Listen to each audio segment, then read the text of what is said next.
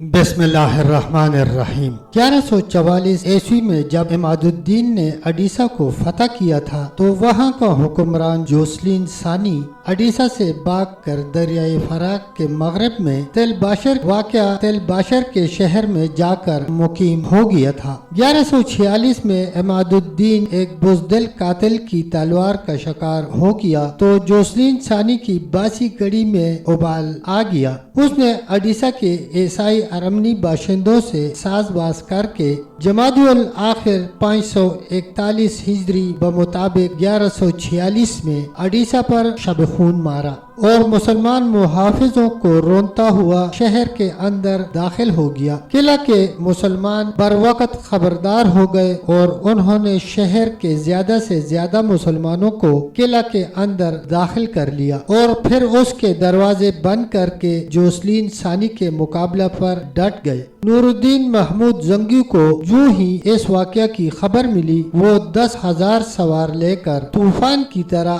اڈیسہ کی طرف بڑھا اور آنن فانن اس کو چاروں طرف سے گھیر لیا۔ دوسرے دن لڑائی کا آغاز ہوا تو عیسائی آگے اور پیچھے دونوں طرف سے مسلمانوں کے حملوں کی زد میں آ گئے۔ قلعہ کے اندر سے محصور مسلمان تیروں کی بارش کر رہے تھے اور باہر سے نور الدین کی فوج عیسائی لشکر پر قیامت ڈال رہی تھی۔ شام ہوتے ہوتے جوسلین ثانی کے ہزاروں لشکری مارے گئے اور وہ خود اپنے 20 سرکردہ سرداروں کے ہمراہ ایک برج میں جا چھپا۔ مسلمانوں نے اس برج کو بارودی سرنگ بچھا کر اڑا دیا۔ عیسائی سردار تو سب کے سب مارے گئے، البتہ جوسلین ثانی کسی طرح بچ نکلا اور بیس بدل کر فرار ہو گیا۔ نور الدین محمود زنگی کا مظفر و منصور لشکر جوش و غضب میں بھرا ہوا شہر کے اندر داخل ہوا اور غدار عیسائیوں کے گھروں کو جی کھول کر لوٹا۔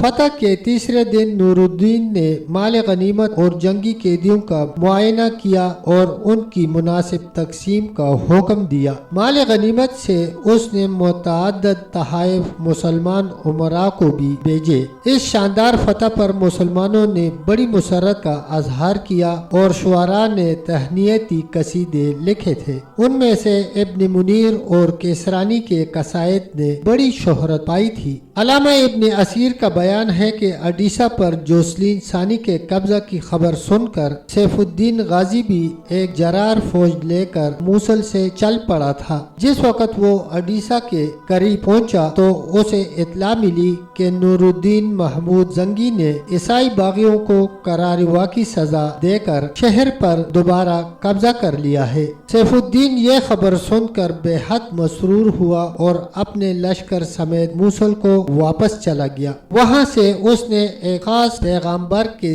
ذریعے نور الدین محمود زنگی کو مبارکباد بھی بھیجی اور اس کو اپنے مکمل تعاون اور سرپرستی کا یقین دلایا۔ نور الدین محمود زنگی نے اڈیسہ میں چند دن قیام کیا اور اس دوران میں شہر اور قلعہ کی حفاظت کے خاص انتظامات کیے۔ اس کے بعد وہ ایک مضبوط دستہ فوج کو وہاں چھوڑ کر واپس حلب آ گیا۔ یورپ میں زبردست اضطراب جیسا کہ پیچھے بیان کیا گیا ہے، اڈیسہ کو میسوپوٹیمیا کی آنکھ سمجھا جاتا تھا۔ سیاسی اور جنگی اعتبار سے یہ شہر فی الحقیقت بے حد اہم تھا اور صلیبی اس کو اپنا مستقر بنا کر پورے عراق اور شام پر قبضہ کرنے کے خواب دیکھ رہے تھے۔ 1144 عیسوی میں جب عماد الدین زنگی نے اس کو صلیبیوں سے چھینا تو اقوام فرنگ کو سخت دھچکا لگا اور اسی وقت سے ان میں پھر صلیبی جنگ کی باتیں ہونے لگیں۔ تاہم تل باشر میں جوسلین ثانی کی موجودگی نے ان کی ڈارس باندھے رکھی۔ عماد الدین کی شہادت کے بعد اقوام یورپ کی شہ پر ہی جوسلین ثانی نے اپنی کھوئی ہوئی حکومت کو